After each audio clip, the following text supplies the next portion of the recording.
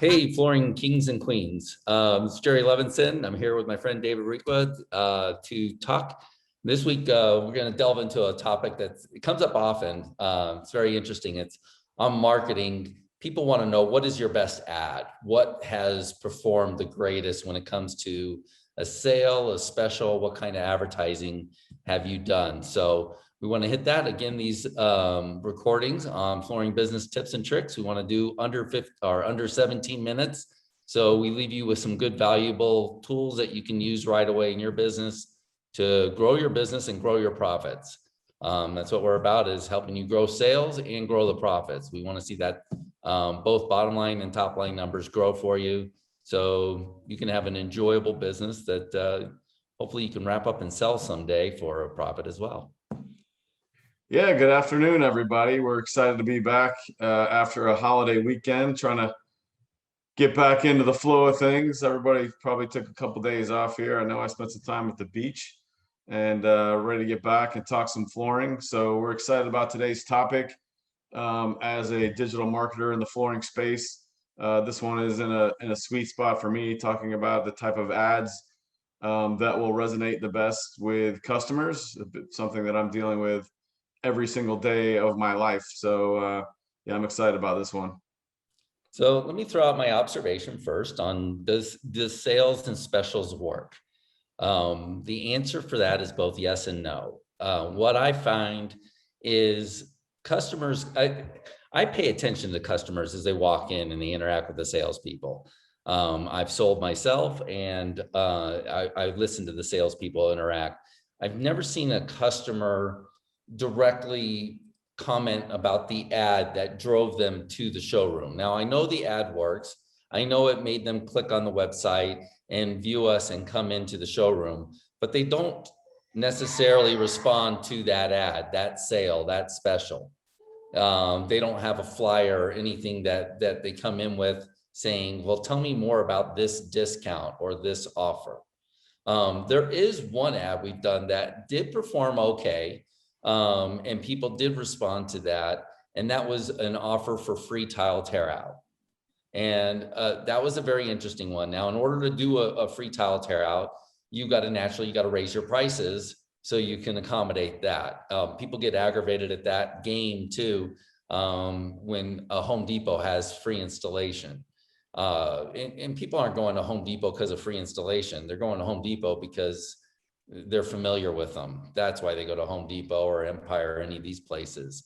That special, that ad, that sale doesn't really work from the standpoint of people going to them because of the offer. But people get aggravated about that, and we all know it's built into the price.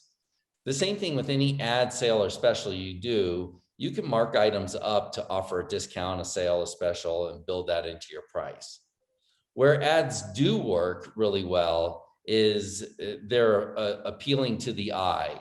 So giving a 10% discount or a 15% discount, having a sale or special, using starbursts, using certain colors, things like that are eye-catching. So they do work from the standpoint of getting attention. They may not resonate and drive traffic in, but they will get the attention that you're looking for. So I would say continue doing those ads, continue doing the specials, but don't think that those are directly going to work. But you can experiment with things like free tile tear out. We're going to go over that in the masterclass, how you can offer a free tile tear out without losing your shirt, how you raise your prices, how you're able to raise prices to offer those discounts, those sales or specials. So David, what's your take on, what have you seen that worked from what do people click on? What are the ads that attract people? Yeah, I think there's a sort of a time and place, and I think it depends on each individual business and where they're at and what they're trying to accomplish. There may be times of the year where business is slow and you want to run a sale or promotion to try to drive some extra traffic to you. Conversely, you may have times where you're backed up 2 months, and the last thing you need to do is discount your prices or products in order to generate sales. You're already busy. If you get backed up on inventory, or you got something that you just want to clear out because you're bringing in some new stuff, that's a great time to run a sale or a special, and you can run it specific to that product. Sales are great for drawing in people though to Jerry's point, they're not always what the customer is going to end up buying. So sales can almost be used as a marketing tactic at times. I can tell you from looking at the back end of Facebook, and I'll teach you guys a little trick here. If you ever want to go and see what your competitors are running ads on, if they're running ads on, say, a platform like Facebook, Facebook has an ad library. If you Google Facebook ad library, you can actually go in there and search the name of your competitors and find out A, if they're running Facebook or Instagram ads, and B, what those ads say, what they look like, where they're driving their customers to. So for example, I've been on the back end of this in this ad library, and Empire Flooring, they don't have a single ad running that doesn't say 50% off. And here they are, one of the largest retailers in the country, and they're 50% off, 50% off, 50% off. Now, you and I all know that you're not getting a deal when you go to Empire. They're more expensive than most of our prices, but yet they're saying 50% off, 50% off, 50% off. So I don't Actually, know if that you it look at the fools the fine customer print, every time, but it's obviously a company of that magnitude spending that much money on marketing. They have a pretty good idea that it's working, or they wouldn't be running the type of ads that they're running. So it can work, but then you end up in one of those icky bait and switch scenarios where it's 50% off, but then you're still higher than the competition. So, it comes down sometimes to a matter of personal preference. How do you want to conduct your business? What type of people do you want to draw into the business, the time of year, and things like that. But, sales tactics can be a very effective tool for generating leads. did you see the fine print on their ads too? It's like the 50% off doesn't include material or labor. Or It's like pack. buying the It's car really funny. It's like, yeah. come on, who's writing this ad?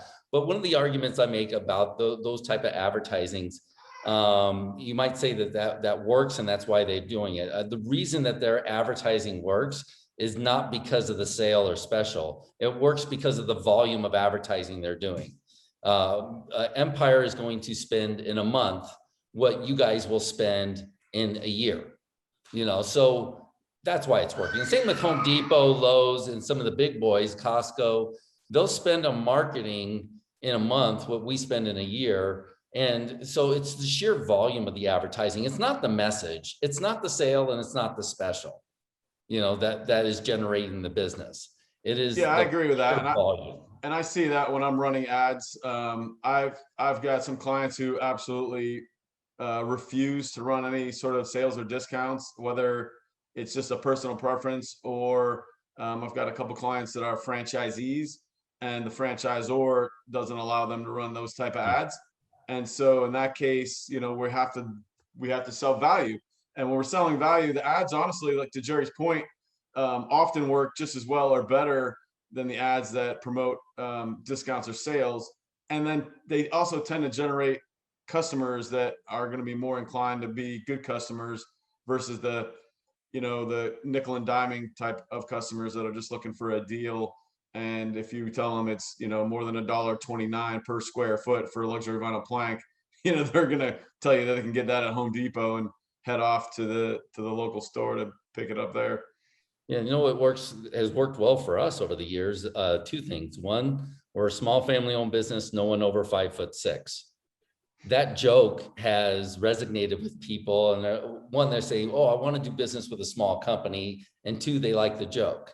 So that doesn't offer any kind of value to the customer whatsoever, but it's somebody that they know, like, and trust. And especially who's our target audience? It's women between the ages of, say 45 and 65. And we found that the older audience is actually more of our target than even 45. We do really well above age 55. So what we found is it's mostly women. And the most important thing to women, you're going to be contractors in their house. They've got to feel comfortable using you.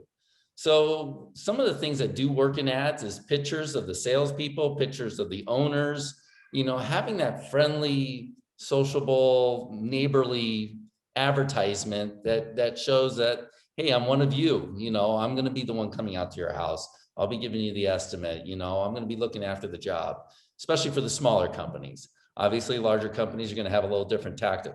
The other ad that worked real well for us is free snow shoveling. A lot of you can't offer that. We're in Phoenix, Arizona. We can offer free snow shoveling. So, some of the stuff that we've done, it has worked really well that had nothing to do with a sale or a special, but just created this kind of connection, this kind of charm. And I've always said I want people to buy from us for reasons other than product, service, or price. They will buy from us because they like us on a different level. And especially for the small companies, you've got that opportunity to give your personality. Something that's working really good for us right now is our cartoon character that we're using. It's just cute, it's friendly, and we've got our grandson now, Colt. It's my son and me carrying a roll of carpet, just like I got the idea from Mohawks, the little Indian character that they had, the cartoon that Disney drew up, Tommy Mohawk. So I emulated that, but I used me in the front and Shane in the back, and then now Colt's hanging from the roll. So it's just a really cute image, and it makes people feel really comfortable to do business with us. Yeah, I think it just goes back to the age-old argument: are you selling on price or are you selling on value? If you want to be the lowest price guy in town, I mean, I think that's a model that can work.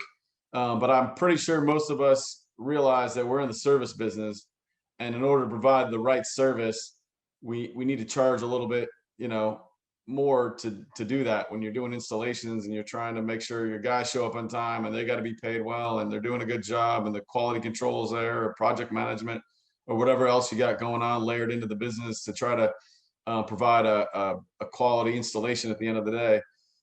When you start bargain shopping or bargain pricing your product, you're just going to struggle a little bit to keep up on the service end of it, which ultimately is probably going to be detrimental to the business.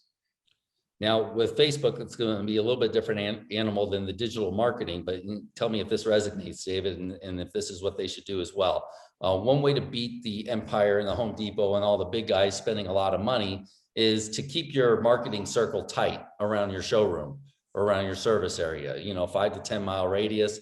Keep that as tight as you can, and you'll dominate this area. And then the other thing you can do is keep your keywords.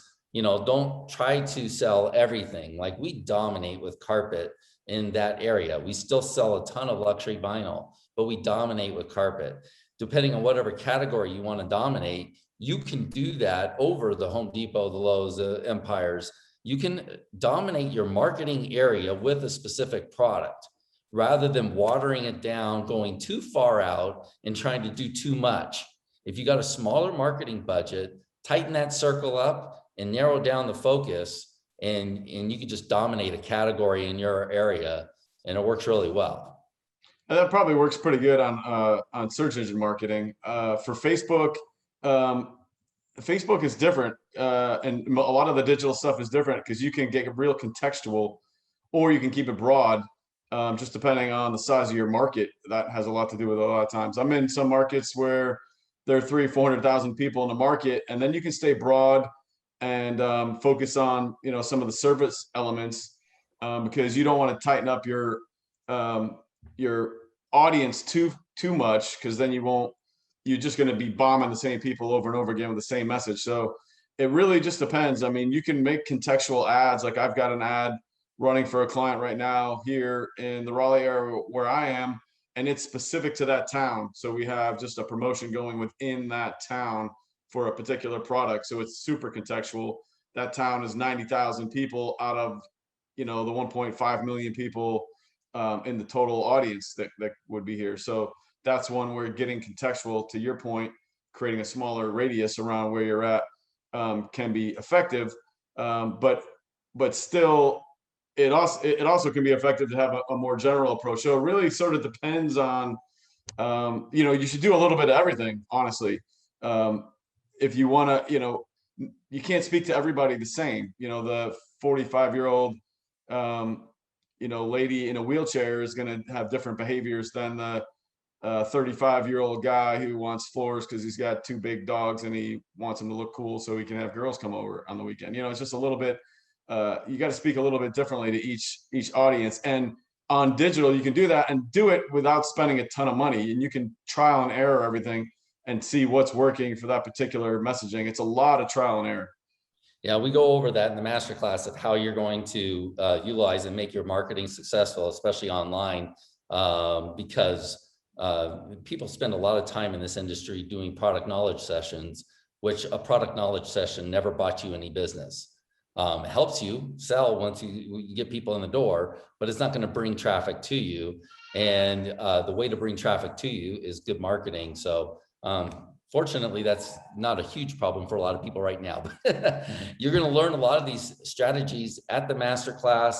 You guys can reach out to me for coaching. Look, Facebook is really just dominating the marketing stratosphere right now. So talk to the expert on it. David, what's a good way for them to reach you just for a consultation to find out what you can do for them in their area? Yeah, we have a website. As a matter of fact, we just revamped it and it went live today. It's trafficdigital.com. And then my email is david@trafficdigital.com. And I'm happy to chat marketing, even if it's just help you guys get a direction. Like I gave you guys that tip today about checking out the Facebook ad library. You can research your competition. I'm happy to support you guys in any way I can. And I'm happy to answer any questions. Yeah, and you guys, there's no pay or obligation. We're not slick salespeople by any means. So you guys know I'm accessible. I've talked to very many of you on Facebook. We'll get on a phone call and go over what's going on in your business. David can help you out with the Facebook advertising and social media. So take advantage of that and reach out and see if that's the right avenue for you to go right now. So, all right, guys, I think just under 17 minutes. Let's go. We did it again, Jerry. We're keep it straight, keep it to the point. Yeah, hopefully you guys got a lot of good tips out of this. And again, if you need more information, more advice, hopefully I see you at the masterclass next week in Florida. Other than that, you guys have a great week and keep the sales rocking in the month of, what are we in June now? So had record May, and let's keep this thing going. Thanks, everybody. We'll see you next week.